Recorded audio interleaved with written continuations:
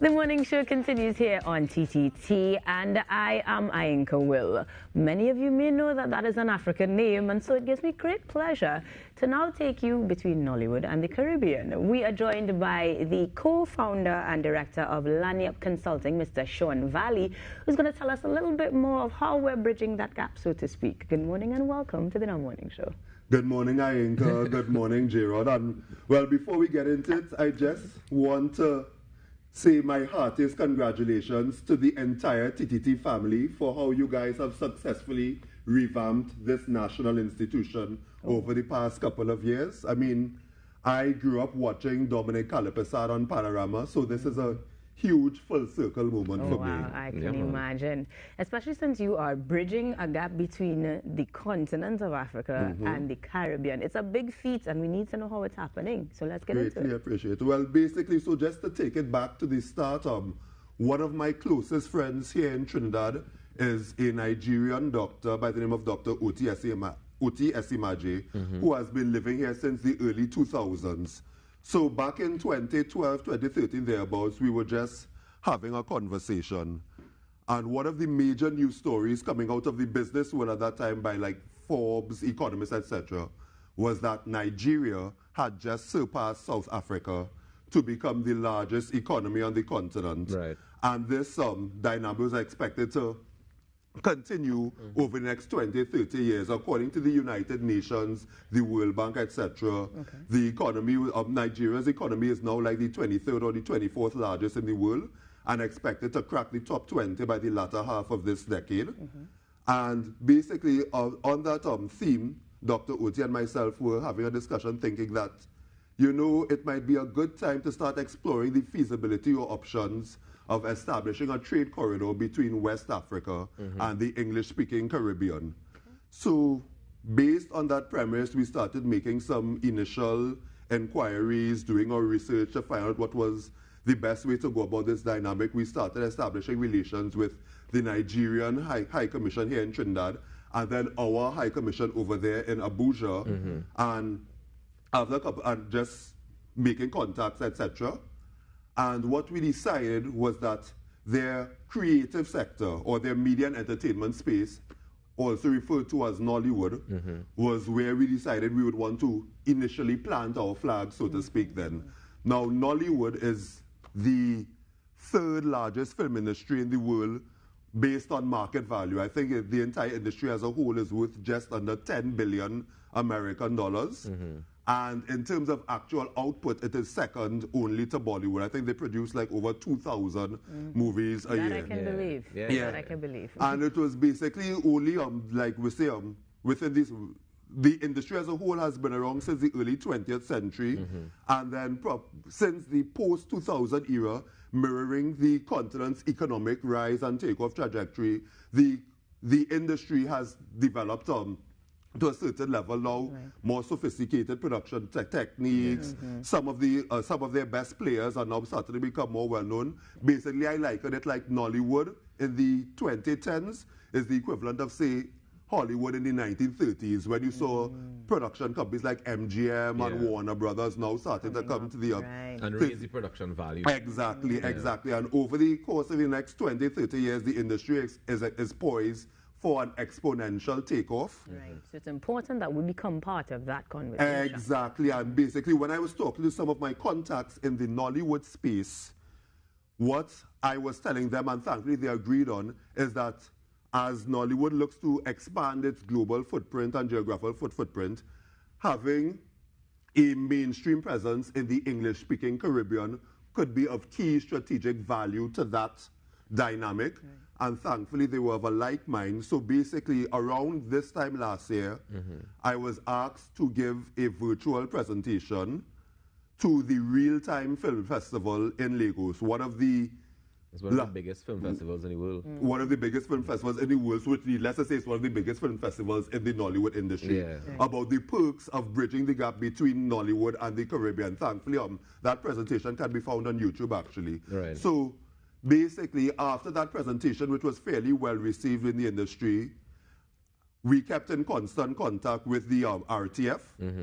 And as a result of those continued discussions, I'm very happy to announce that in late January, we signed a co-production agreement with result, hoping over the next couple of years that several co-productions between between Nollywood and the Caribbean film industry will result from that.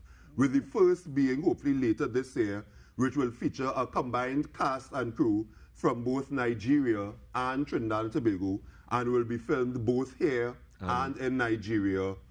On that front. We actually have a script that is being written in the works by Asher King, a local filmmaker whose previous successes include a movie called This Love, which did very well at the local cinema circuit. I think I was in that movie. Oh, look at that.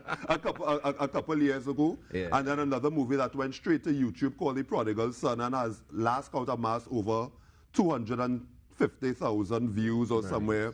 Or somewhere So thereabouts. seeing where the gap is bridged, we are expecting productions, you said as early as late this year? At the latter part of this year, we actually, the script should be finalized hopefully by the first week in August, and we actually hope to begin filming and shooting both in Trinidad and Nigeria by hopefully September, October, thereabouts. What are some of the challenges that you've encountered so far in terms of navigating the two spaces? Because I know that we have our own politics in the Caribbean when it comes to the industry, and I imagine they have similar politics when it comes to the Nollywood industry. How has the process been navigating the two industries?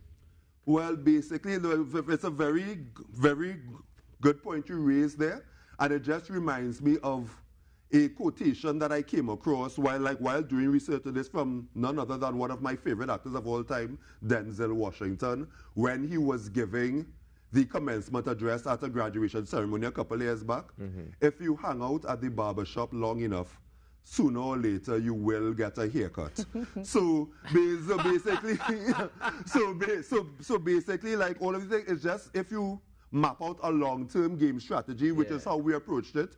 All of the little micro setbacks and some of the nuances, you just factor that in. Okay, that's just part of the game, and you just continue pushing forward. So you just, I don't want to say a tunnel vision, but you have a long-term game focus, and this was like a 15, 20-year game plan that we're hoping to implement. And like I said, even though the media and entertainment space is our primary focus of this trade corridor, we are hoping to eventually expand so that any companies from the English-speaking Caribbean that are looking to gain access to the West African market space, we will be able to help facilitate that, and vice versa, because like I said, the goal is what I refer to, the acronym I call it is WATC, which is an acronym for the West Africa Trade Corridor, which I'm hoping to establish to that. And based on that front, I also have to give special commendation to our High Commissioner based in Abuja, His Excellency Wendell Delandro, because he has been a tremendous support throughout this entire process.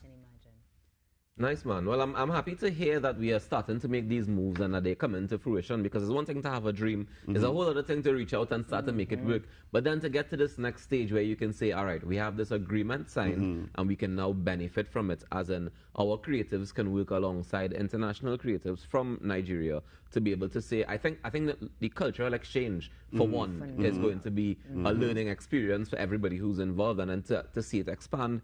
I personally can't wait. I'm excited about it, Sean. Thank you very, very much. And I also have just one more piece of news for you. Well, it won't be breaking news because I announced it on another station earlier. It's still breaking. Nobody will watch anything else. It's all right. But basically, like I said, so based on this dynamics, the 2022 edition of the Real Time Film Festival, which will be held in Nigeria from August 19th to the 27th, it's going to premiere for the first time a movie which came out in the Caribbean a couple of years ago, which I'm sure will be well known within the creative space, Bazodi, featuring our soca crown prince, Marshall Montano. So it's for the first time Bazodi is going to be premiered to a Nollywood audience base, and hopefully see if we can get it to enjoy a cinematic run in that ecosystem as well. This News was confirmed late last week, around this time last week. Nice, man. Well, congratulations. I look forward to see the reviews afterward because, you know, that movie, I think it did pretty well in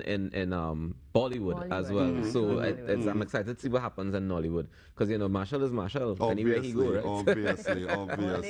Well, Sean, I want to thank you so much for joining us this morning, and I want to say congratulations again to you and the team that's been working on this, and all the best going forward. Thank you very, very much. I just want to say a special congratulations to my nephew, Jaden Duncan, for passing for his first choice, St. Mary's College. It was the first thing I saw when I woke up this morning because his dad, my cousin, sent me a WhatsApp message, so I just had to shout him And that's a great way to start your day. As you should, exactly. As you should.